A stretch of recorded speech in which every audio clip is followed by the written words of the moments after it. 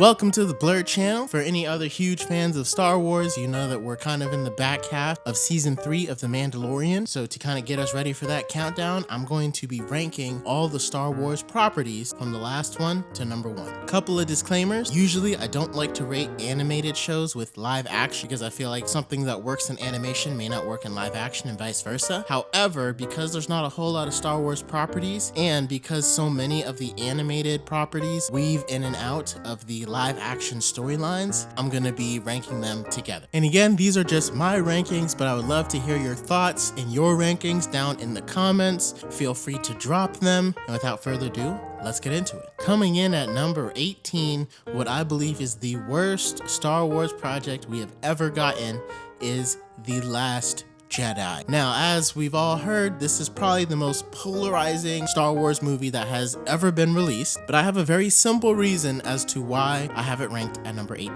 To me, a cohesive, a good movie needs to have one direction and a solid direction that the movie is going in. In this movie, Rian Johnson wanted to do something so different, but J.J. Abrams was still the producer. So you had two men with conflicting ideas on where the Star Wars universe should go. And what it looks like is that there wasn't really a compromise reached. It looks like wherever Rian Johnson took it, J.J. Abrams made a couple of changes and had it turn another way. And then Rian Johnson had it turned, so it felt like we're ping-ponging between two different narratives, two different directors, two different ideas for the entire movie, and it made for a jumbled, discombobulated mess. No one knew how they wanted to portray Luke Skywalker, what they wanted him to be like. And then we have a little expedition where this new character, Rose, gets thrown into the light onto a planet with something that made no sense and barely had any impact on the entire film. We had a scene that clearly seemed like it was setting up Leia's death based upon the fact that Kylo had already killed Han, and her dying really could have been what sparked Luke to get back into action and actually train Rey. But then they just used the Force to save her life instead, even though everything was pointing to her dying in that moment. Like, that's what I'm talking about. It's like two people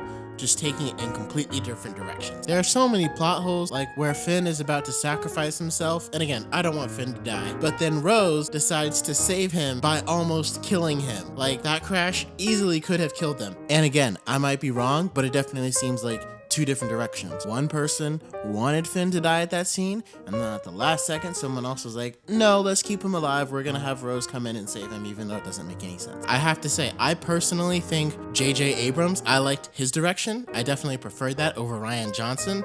I think what he was trying to do with Star Wars, he should have made his own universe and come up with it. You know, it doesn't really fit in Star Wars. But bottom line, I think if Rian Johnson was given complete control, it would have been much better. If J.J. Abrams was given complete control, it would have been complete better. Those two men did not work well together, and it created a terrible, terrible movie.